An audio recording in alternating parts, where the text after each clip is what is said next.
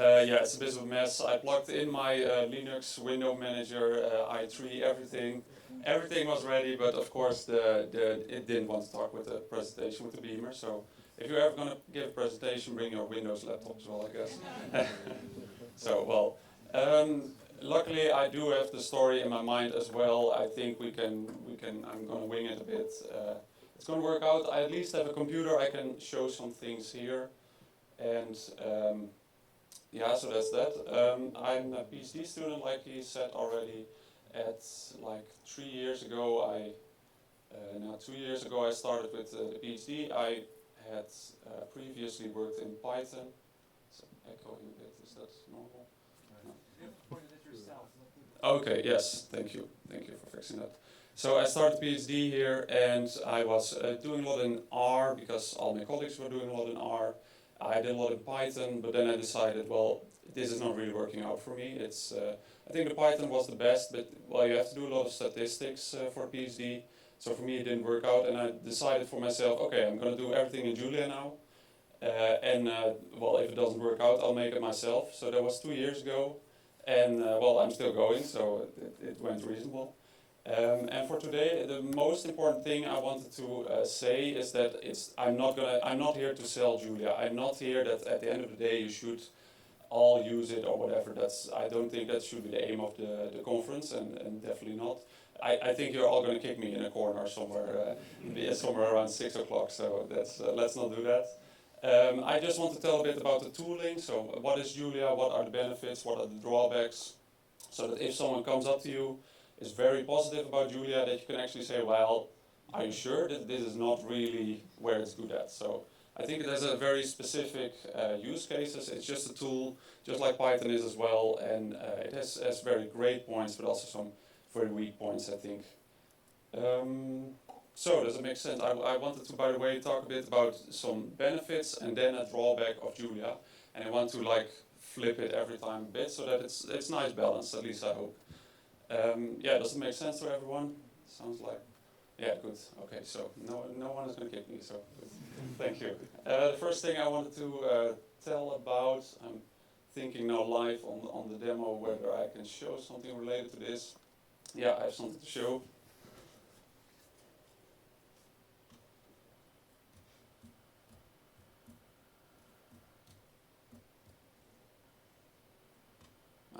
Thanks Google for fixing the wanted to type elephant.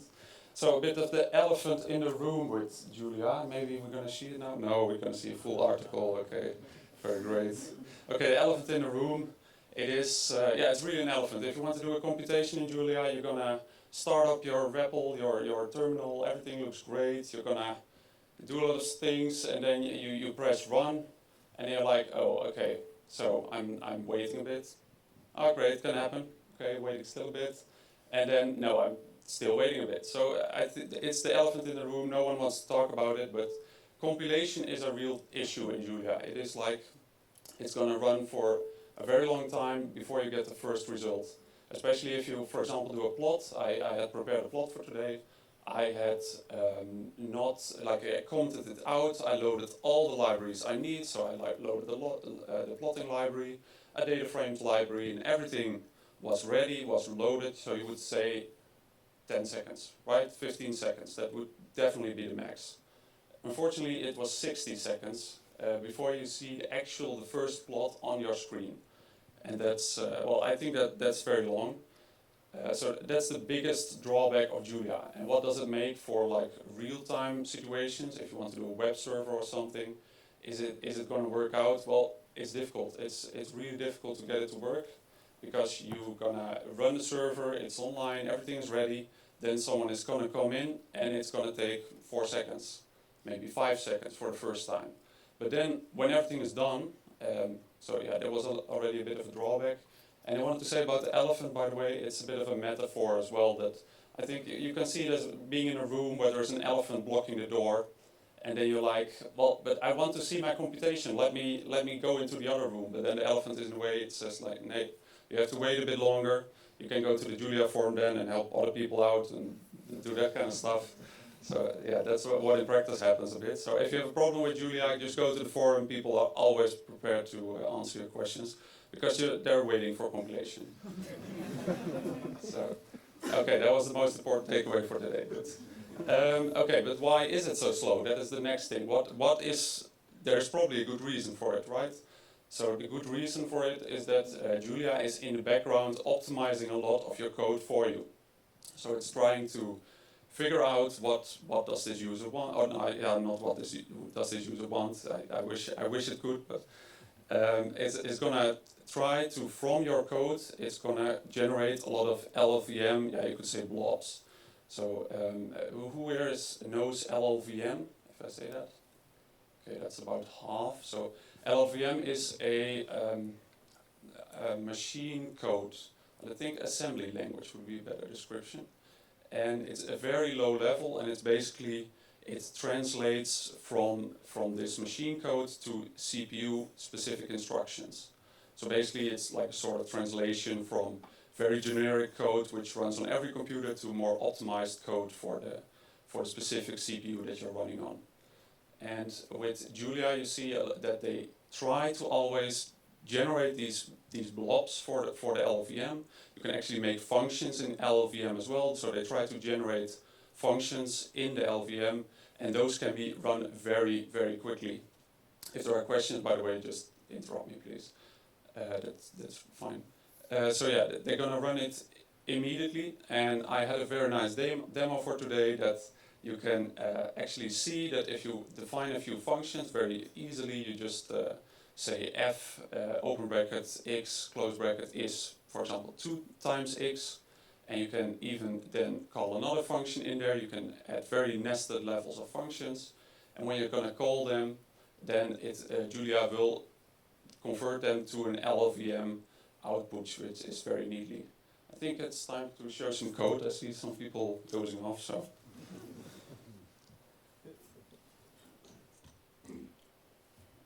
Maybe a bit for the syntax. I'm just gonna show some code I've written.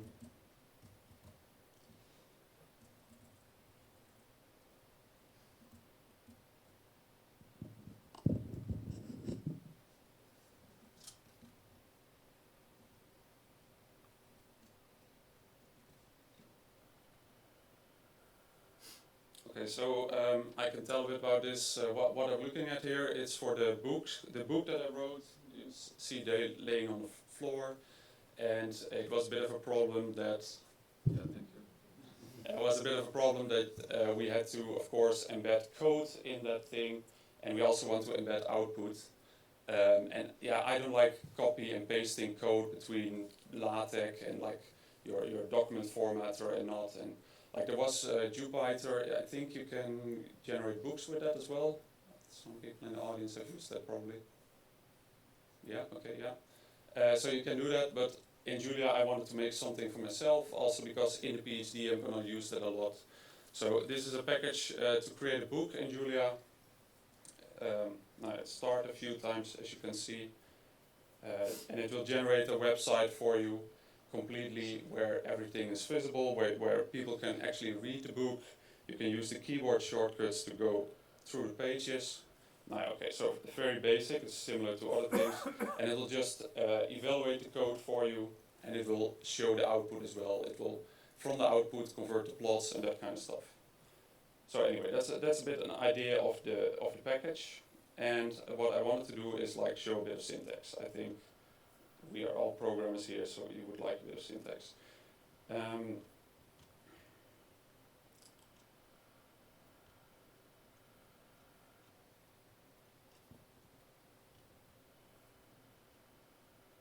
So here is, for example, a function definition. It's very similar to how you would do it in Python, actually.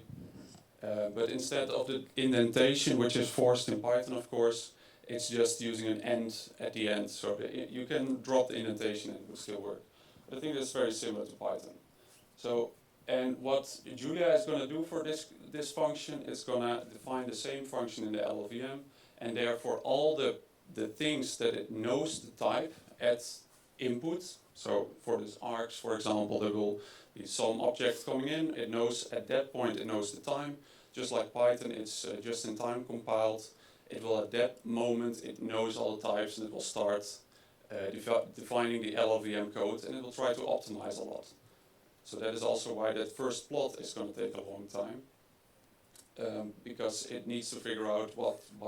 So here we are now. What all the things that are coming up, and it'll try to optimize it all out. And even what it's going to do, it's going to, for other functions, what it's going to call, it's going to completely create the LLVM blob and make it ready for the code to efficiently run. So good that I think the syntax is a very nice thing of Julia.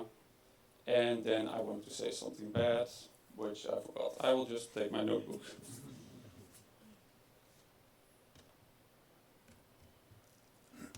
I think I might be switching to Apple laptops soon. That should work better for presentations. So anyone has a nice story in the meantime? Okay. Yeah, and then you have a phone and a password manager and it's all. Okay, a question. Thank you. Let's go for the question first. Yeah, could you say something about the use case of Julia? Because you mentioned the compile time being a downside, but I think the use case is when you have a massive compute time that sort of almost makes that compile time negligible. And it's not the use case where you want an interactive, like compile a book and then immediately see it, or serve a website. It's not really the goal of Julia. I would suggest, or what is your application? How much compute time and compile time? What's the ratio in what you do then? Yeah, good question. So the question is, to repeat for the people who didn't hear it, it is what kind of use case is Julia actually suitable for? I think that's mostly indeed where the compile time is negligible to the actual running time. So that is, for example, scientific computations. Or if you want to do machine learning, that is also very suitable. Because waiting for 1 minute before the first computation is going to start is not an issue if the computation takes an hour afterwards. Yeah. So yes, indeed, those kind of use cases. I think web servers are also coming up. It's getting better and better. But for my PhD, I had to implement a few web servers. One was, for example, for Garmin smartwatches. That there's data coming in from the Garmin server. It's going to go to your server, and it's going to go, and you need to process that, put it in the database. But it was actually very tricky to define the API on yourself. So not like the talk before here that it just takes 10 minutes and you do it in a YAML spec and all that kind of stuff. No, you need to do it yourself with just the basic HTTP routes and things you have. And then, but yeah, once it's running, it's very quick. So the response time for a typical request was about 10 milliseconds, even less. So I think that's very similar to other languages and maybe even faster.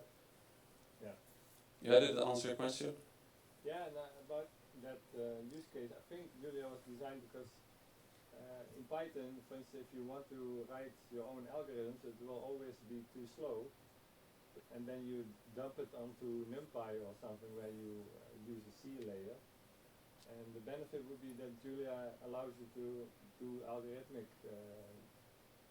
implementation in the language itself, not in a different language such as C. How is your experience as a PhD? Are you implementing like core algorithms in Julia now, and not having this barrier between C and Python, for instance? Mm-hmm. Yeah, good point. What is then a benefit in this case of Julia is also that you can actually look at all the package code which are where you base your own work on. And yes, if you really want, you can always get a lot of speed. But that is for me, it's not the main issue. What I wanted to say about the packages, you can always look at, you can just inspect the code because it's all Julia usually. Whereas in Python, I think you would very quickly go into NumPy or like other C implementations or maybe C++, which are a bit more difficult to inspect. But yeah, I think the main benefit is not that Julia is always fast and will be always fast. I think that it's possible to get there if you really want. So that you have the freedom for that. But okay, so I need to say something bad about Julia again. The packages, it's pretty crap still. It's an easy and not so old language. It's, I think now 10 years ago at MIT they decided to start with it. Whereas Python, well, Guido van Rossum, he is 60 now. I think he did it at 20, so 40 years old. Python, am I right? 30 years. Okay, thank you. Yeah. So there is also a nice book, Algorithms to Live By, and there they say if you want to give an estimate for how long something will still last, just take the time up until this point and then double that. Because you're probably, if you, on average, you're in the middle between the full time. So I think Python is still going to last 30 years, Julia maybe 10 years. So, so yeah, if you ignore all other information. So yeah, the packages are not so good yet. For example, last week I went for an XDP boost, was some random forest classifier, and then you look at Julia, and then you're like, okay, this package, well, last commit 1 year ago, okay, let's look further. Then you go to another Julia package, and also 1 year ago, and then you go to Python, you see, oh, maybe I can just use what's called a wrapper or something, like use it from Python. And then there you have 20,000 stars. So, and actually last commit yesterday evening, you know, that kind of stuff. I think that Julia can really improve still on that. A lot of packages are available sometimes, but then only the basic functionality is available. The package documentation is still lacking because the developers were like, yeah, it works. So people can just look into the code base and figure out for themselves what is actually happening there. But yeah, I think that's very tricky sometimes. So documentation also of the packages in Julia can definitely be improved. So yeah, thank you for the great question. Did I answer it? Yeah, sure, but I mean, we can follow up saying a few years ago I was really onto this hype of Julia. I think they put a lot of effort in it as well, and I felt it a bit cooling down in the last few years. Also on Reddit, where I followed the Julia, they had this massive release of 0.7 to 1.0 that was massively breaking all the packages. Mm-hmm. And people that started Julia were totally lost in installing and running it for months and months. So I think it has found a niche. I worked at a bank where you could see like some credit modeling, some finance quants. They prefer stuff like Julia for a lot of matrix manipulation, similar to MATLAB, but I don't think it's found a real broad spectrum audience yet. I mean, what is your observation of the community? Is it growing, or are the applications growing, or is it just supercomputing with matrices? Yeah, good question. So to summarize it, I think your question is like you have used it a long time ago, like around Julia 1.0. That is already 3 years ago, maybe 4, maybe. And then you noticed that like there was a bit of hype going and people were actually using it, but then you realized, well, actually it's not so great. Let's not work with it anymore. Right? So that summary. It's a bit of a niche language. Yeah, a niche language. Okay, yes. Yeah, I think there is definitely improvements going, and I think it's good to keep in mind that it takes long for languages to start to be used. I mean, if I go to my colleagues at the PhD and I say, well, I did a book about Julia, they say, Julia, what is that? And that's even though the language is 10 years old, and if I would go to any programmer or any Hacker News reader, they would immediately know what I'm talking about. But yeah, those things take, I think, just a very long time. So to just simply say it has not found its niche, or it's like only usable in niches, yeah, I doubt it. Maybe you're going to be surprised. Yeah. Because also for me, I'm doing my PhD, I don't need per se the speed all the time. For me, it's just the ease of the language, like the consistency of the language. And then I mainly compare it to R, by the way. So I have in Julia a lot of stats things ready. But in R you have to, instead of passing an object, a function for a high-level function, you need to pass a string where you say, I want to use the sum function, and then they are going to read like, if string sum, like if it's the same as sum, then we're going to apply the sum function. I mean, yeah, that's I think 30 years ago that was a good idea, but not anymore today. So for me, it's just a very useful language where most of the time I can get things done, and I think that also there is a lot of improvement still going on about the tooling. So not a bad thing, the tooling is also very much lacking behind Python. You have in Python amazing linters, you have amazing IDEs. Well, GitHub, it has, what does it have built in? I think you can even click in GitHub, like go to the function definition all across the code base. Yeah, all those things are missing. I think the IDEs are really coming along, and also the IDEs need to always take into account that you never restart the Julia instance, because I just told you about that it takes a very long time to compile and all those kind of things. So it's very important to just keep the instance alive, and there are things like revise, which will just in the background revise your code for you. So it will just, if you define a function in another way, it will just drop the old function definition, it will take the new function definition in, and it will just automatically see everywhere where it changed. Python has that thing as well, by the way. They have a very similar package. So yeah, you don't have to restart your instance, even while you're coding, even while you're changing things, it will just keep everything alive, and then it's very quick, like below a second is the output, like almost always. Any other question? I'm looking at the time here. Yeah, okay. Nice. Thank you for asking so many questions. You're really helping me out here. Yeah, I see your hand there. So, maybe it's a bit ignorant, but why even bother using Julia when you can just have an existing language and improve upon that instead of like reinventing the wheel? As you said, you have crappy packages. You need to do it all over again. Why not just take like C or Python or R or some combination of it and improve upon that? Yeah, good question. Yeah, I think then, yeah, I hope to really make a nice demo today of the multiple dispatch. And yeah, I try to explain it like this, but I definitely need to show some code about the LLVM and how it efficiently can generate the code for you. And I think that is missing in Python still. So that core foundation where everything in Julia is built upon, that you can get a very high speed if you really want to. I think that Python can improve. But maybe, there are new interpreters built all the time. I think Rust interpreter was recently announced, or like that is getting some traction now. So yeah, maybe there it could improve, but I think also languages, they just, once you have a foundation, you only can build upon that foundation, and you cannot really change the core assumptions. And I think that Julia has been really thinking very hard about what do we want and what don't we want, and is building on top of a different foundation.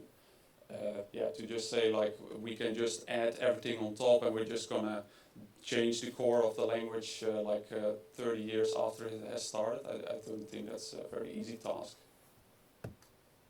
Yeah, makes sense. Okay, yes? A couple of other talks today regard Python in terminology of asynchronous or multiprocessor. How does Julia handle that? As you mentioned, the language is compiled, which means that the compiler or something like that tries to optimize it and tries to speed it up when you're ready. How does that work in those scenarios, like asynchronous or multi-thread? Very good question. For the pre-compilation, so there are two compilation steps. There's the pre-compilation and there's actual compilation. In the pre-compilation, they try to, without running your code, they already try to infer a lot of things which are going to happen, and they can already compile that for you. And then the next time that you start your Julia instance, that's pre-compilation, those things are already done. So that's not what you do every time. And the actual compilation, the just-in-time compilation, you do during the execution. Well, the pre-compilation, they are doing it since version 1.6. It's multi-threaded, so they can go through, like if you use 40 packages, they just see what is the dependencies between the packages, and they're going to run through all of those packages and see and compile it at the same time.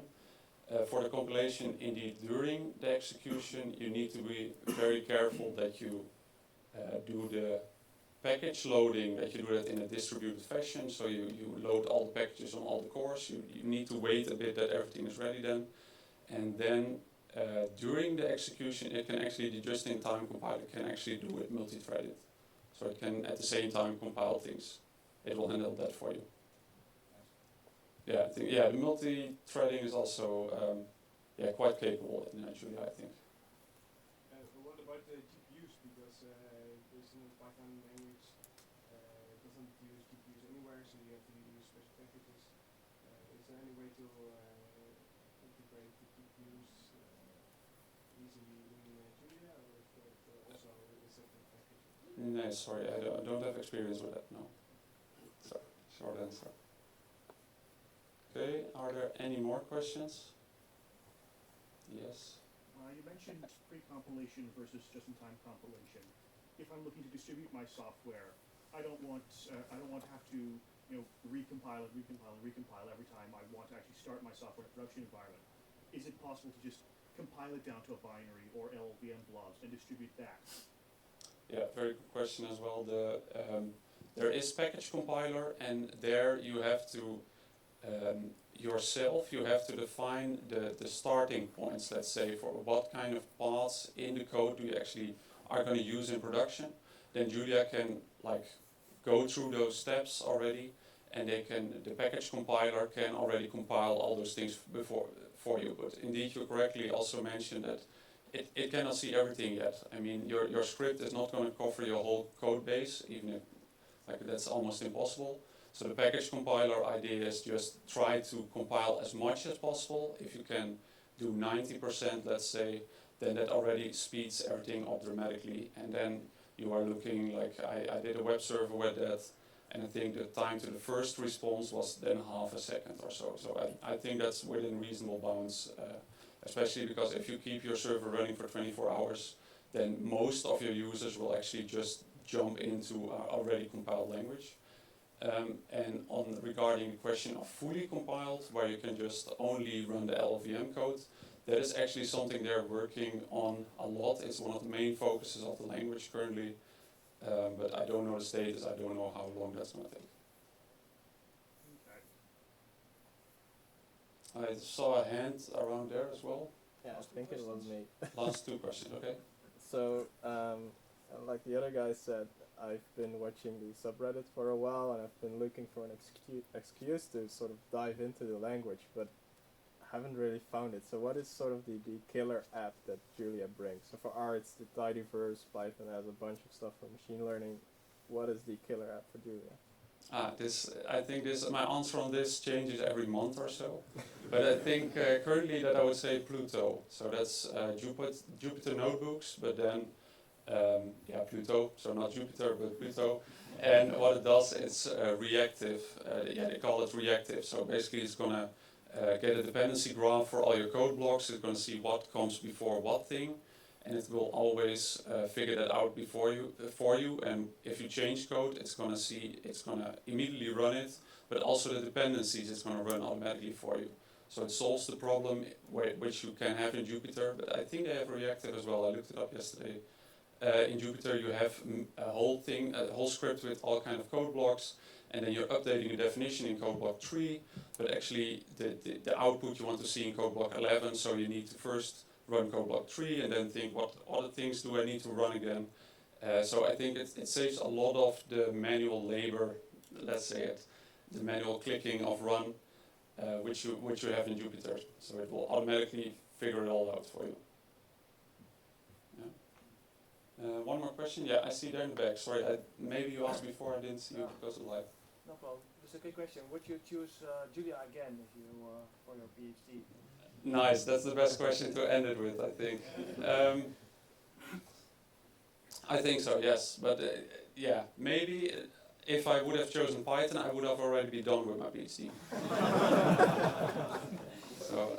I had a great time. The open source community around it is very, very friendly, and you can always get help. You can go to GitHub and okay, I don't like this package, I'm going to send in a pull request, and typically they actually merge it and look at it.